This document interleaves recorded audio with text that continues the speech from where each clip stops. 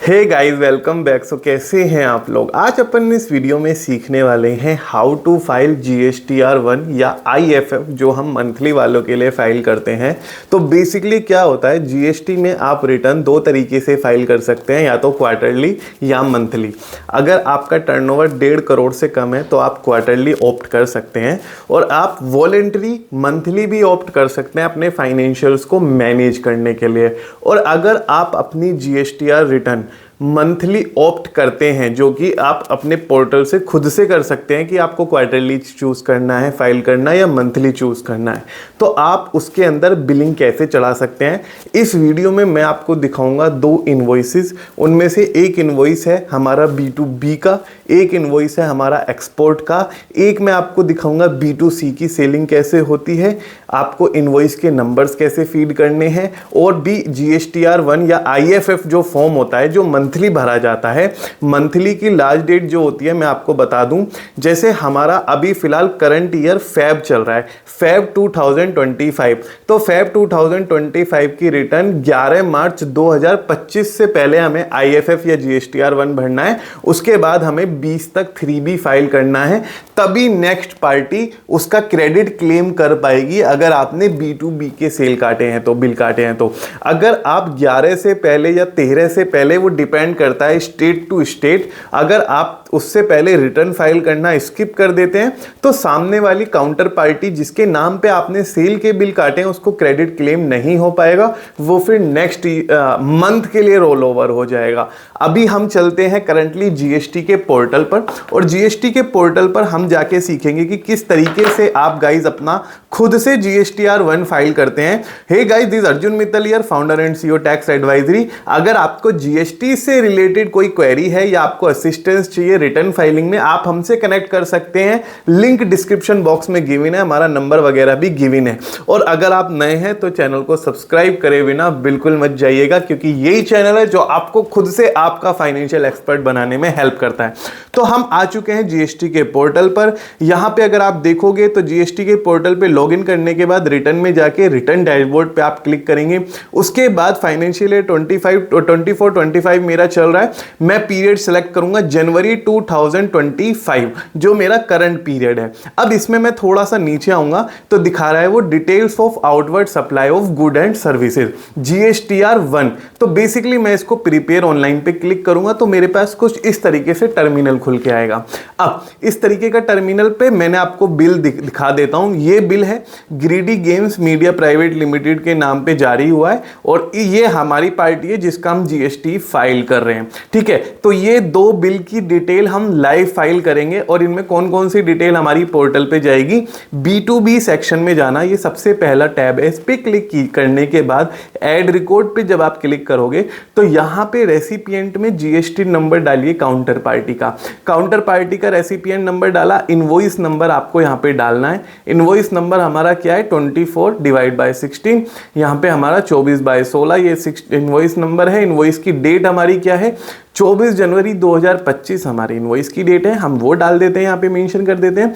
बहुत ही easy process है, आप कंप्लीट बने रहना वीडियो के लास्ट तक, कोई भी पार्ट स्किप मत करना। 1,23,000 जो भी हमारा था अमाउंट, हमने 1,23,647 डाल दिया। अब हमारी टैक्सेबल वैल्यू क्या है, एडवर्टाइजिंग सर्विस हम देते हैं 18% के हिसाब से टैक्स है, और यहाँ पे हम इस टैब में डालेंगे टैक्सेबल वैल्यू। टैक्सेबल वैल्यू में आपको इनवॉइस पे देखनी है क्या टैक्सेबल वैल्यू। टैक्सेबल वैल्यू वो होती है जो टैक्स से पहले वैल्यू होती है। 1,04,000 ये हमारी टैक्सेबल वैल्यू है। 786 ये हमने डाल दी तो टोटल फिगर मैच हो जाएगी इनवॉइस वैल्यू से। इसे हम सेव कर देंगे। आप चैनल सब्सक्राइब नहीं कर रहे हैं गाइस, फ्री ऑफ कॉस्ट सारी आपको वीडियो मिल जाती है। Please subscribe the channel, notification bell icon वगैरह ऑन कर लेना। रिक्वेस्ट एक्सेप्टेड सक्सेसफुली हो गया। बैक जाइए, बैक करने के बाद अब हमारा एक बिल, अब आप मल्टीपल बिल इस तरीके से ही फाइल कर सकते हैं अगर एक से ज्यादा बिल हैं।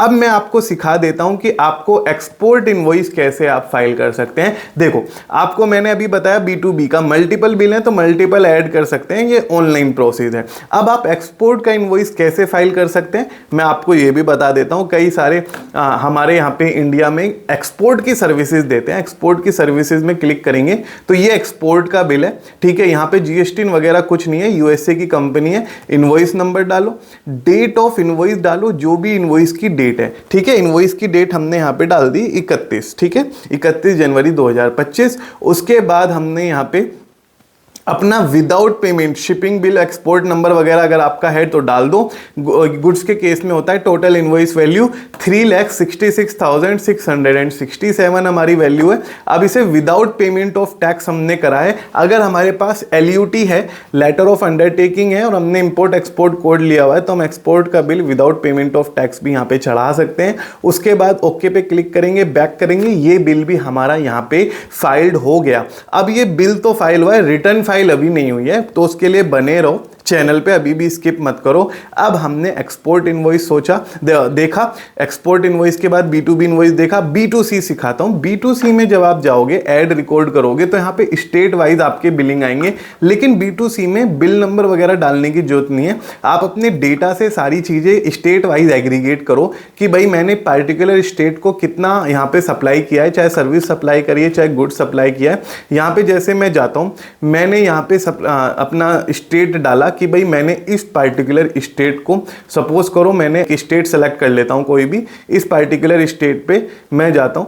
जो भी ये सारी स्टेट यहाँ पे गिवन है, जितनी भी स्टेट आप देख पा रहे हो सारी स्टेट गिवन है। West Bengal, Rajasthan, Sikkim, other territory, Pondicherry, Rajasthan. तो आपको क्या है कि आप अपनी जितनी भी अपने डेटा है, जो भी सेल का डेटा है, उसके अकॉर्डिंग आप यहाँ पे अपनी चढ़ाएंगे जो भी आपकी सेल है। सपोज करो मैं दिल्ली सेलेक्ट करता हूँ, टैक्सेबल वैल्यू मैंने 2 लाख रुपए की सप्लाई करी। उसके बाद मैं यहाँ पे 18% सेलेक्ट करूंगा, ये मुझसे गलती से हो गया, तो मैं इसको डीसेलेक्ट कर देता हूँ। टैक्सेबल वैल्यू अगेन डालनी पड़ेगी हमें, मैं डाल देता हूं 2 लाख रुपए मैंने टैक्सेबल वैल्यू डाली, और इस पे फिर से ये सेलेक्ट हो गया। मैं हटा देता हूं, 1 मिनट, कुछ एरर आ रहा है। ओके, तो 2 लाख मेरी 20 लाख पे 3,60,000 रुपए का मेरा टैक्स जाना है। मैं इसे सेव करके यहाँ पे दिखा देता हूं।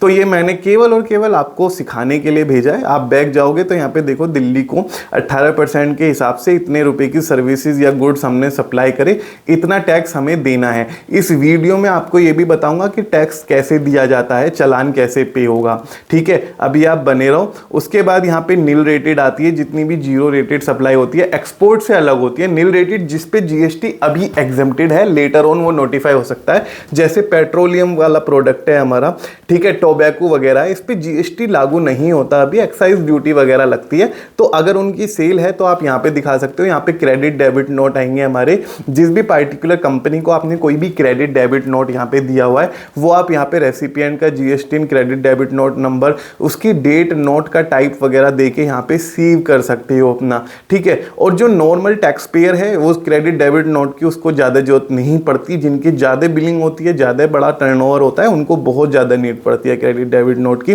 अगर आपने कोई एडवांस रिसीव करा है किसी सर्विस या प्रोडक्ट के बदले, तो आपको वो यहाँ पे डिक्लेयर करना पड़ेगा 11A में, 11A सबसेक्शन 1, 11A सबसेक्शन 2। और यहाँ पे मैं दिखा देता हूँ एक बार, टैक्स लायबिलिटी में एड स्टेट वाइज डिटेल आपको देनी पड़ेगी, किस स्टेट से कितने रुपए का एडवांस मिला। और लेटर ऑन एक बार ही टैक्स देना है आपको, बार बार नहीं देना। और वो बाद में आप इसको अपने जो भी इनवॉइस रेज करोगे उससे एडजस्ट हो जाएगा। जितने रुपए की सर्विसेज और जितने परसेंटाइल टैक्स के साथ आपने लिया है एडवांस किसी कंपनी से, वो आप tax liability on amount of receipt of consideration for which invoice have not been issued, ठीक है। तो ये पहले ही कह रहा है इनवॉइस अभी इश्यू नहीं हुआ है, लेटर ऑन आप इनवॉइस इश्यू कर सकते हैं और उसे चढ़ा भी सकते हैं अपना, वो एडजस्ट कर लेगा अपने आप। HSN कोड की समरी, सपोज करो हमारी एडवर्टाइजिंग सर्विसेज जाती हैं, तो एडवर्टाइजिंग सर्विसेज का मैं यहाँ पे कोड डालूंगा। जो भी मेरी एडवर्टाइजिंग सर्विस होगी, कोड से भी सर्च कर सकते हैं आप अपनी सर्विसेज का नाम डाल के भी कोड सर्च कर सकते हैं। एडवर्टाइजिंग जैसे मैं यहाँ पे डालता हूँ तो यहाँ पे आपको दिख जाएगा 99, जो भी सर्विसेज हैं उसका कोड यहाँ पे आ जाएगा, जैसे 998361। अब मेरे को यहाँ पे बतानी है टोटल टैक्सेबल वैल्यू मेरी कितनी है उस पार्टिकुलर सर्विसेज को देने में। देखो ये वाला एडवर्टाइजिंग एक्सपेंसेस का बिल था, 1,04,785 रुपये की मेरी टैक्सेबल वैल्यू थी, और ये 18% के हिसाब से टैक्सेबल हुई थी। इसमें IGST मेरा IGST आया था मेरा 18,861 रुपये, मैं वो डाल देता हूँ। उसके बाद मैंने यहाँ पे 00 डाल के इसको ऐड कर दिया, ठीक है। अब ऐड करने के बाद यहाँ पे सेव कर दिया।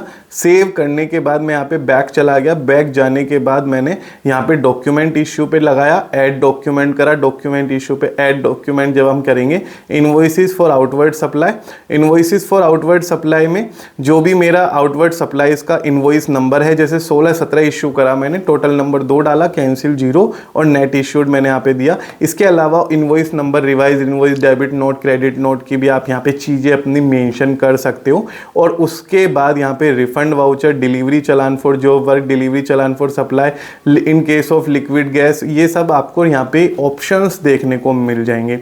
यहाँ पे क्लिक करने के बाद आपको बैक जाना है। अब आपने सारी चीज़ें जब फिल कर दी तो यहाँ पे supplies made through e commerce, ये मेरे को यहाँ पे दिखाना है। और अगर आपको फ्लिपकार्ट, अमेजोन पे आपने काम किया हुआ है तो वो आप यहाँ पे दिखा सकते हो। उसके बाद यहाँ पे आपको जनरेट समरी करनी है। जो भी आपने फिल करा है उसकी समरी जनरेट करेंगे। जब आप जनरेट समरी पे क्लिक कर देंगे तो जनरेट समरी पे क्लिक करने के बाद आपको इस तरीके से मैसेज आएगा, your generate summary request has been received, please check the status in some time. आप इसे रिफ्रेश करेंगे। रिफ्रेश करने के बाद आपको लगे यहाँ पे ऑप्शन आएगा प्रोसीड टू फाइल। एक फॉर्म खुल के आएगा। फॉर्म में जितनी भी डिटेल्स आपने फिल करी है, चाहे वो सेल हो B2B की, चाहे एक्सपोर्ट की सेल हो, चाहे B2C की सेल हो, वो सारी आप यहाँ पे रीचेक अपने पास एक बार गाइस कर लेंगे। उसके बाद आप HSN वाइज समरी वगैरह देख लेंगे। उसके बाद फाइल स्टेटमेंट पे क्लिक करेंगे। यहाँ पे क्लिक करेंगे, इसे चेक करेंगे, ऑथोराइज सिग्नेचरी का अपना सेलेक्ट करेंगे और फाइल विद EVC कर देंगे। फाइल विद EVC करने पे आपके मोबाइल नंबर पे जो भी GST पोर्टल पे और ईमेल आईडी पे OTP जाएगा। आपको वो OTP गाइस इसके अंदर मेंशन करना है। जो भी आपका OTP है आप इसके अंदर मेंशन कर देंगे तो GSTR1 फाइल सक्सेसफुली का यहाँ पे इस तरीके से मैसेज आना शुरू हो जाएगा।